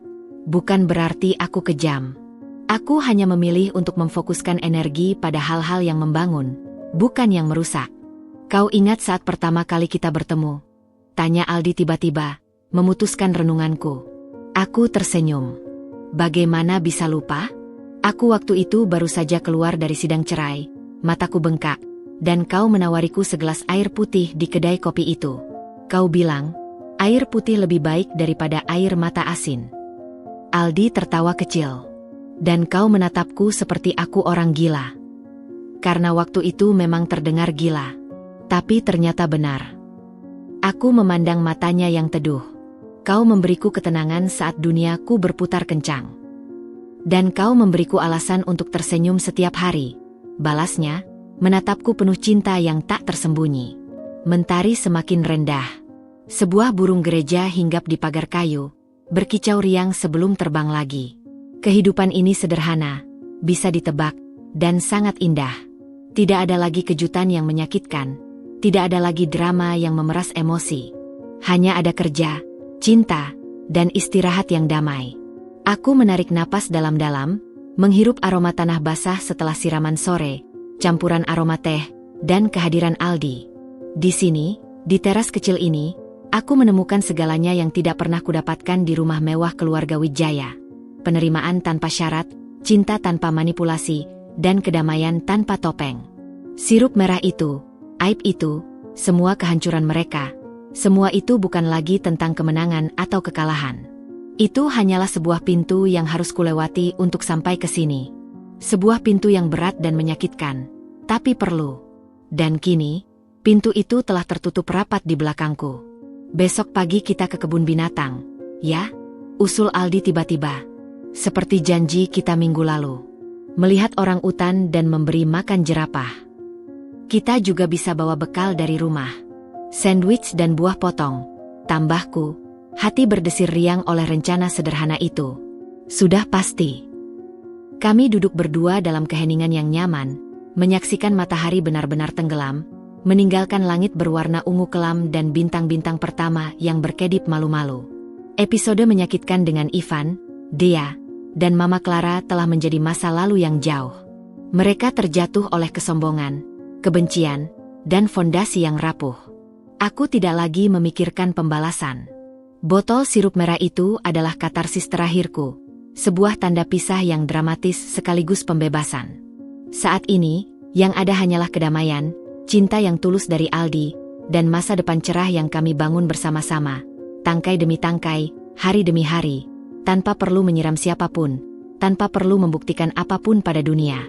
Aku mengangkat cangkir tehku, seperti sebuah toast diam-diam untuk hidup yang baru. Untuk Rizka yang telah menemukan jalannya sendiri. Untuk cinta yang sederhana namun kuat. Untuk bab baru yang ditulis dengan tinta kejujuran dan ketulusan. Di bawah cahaya bintang yang mulai bermunculan, dengan tangan Aldi yang hangat menggenggam tanganku, aku tahu dengan pasti. Aku akhirnya bebas. Bukan karena telah menghancurkan mereka, tapi karena berhasil membangun diriku kembali dengan lebih kuat, lebih bijak, dan lebih bahagia.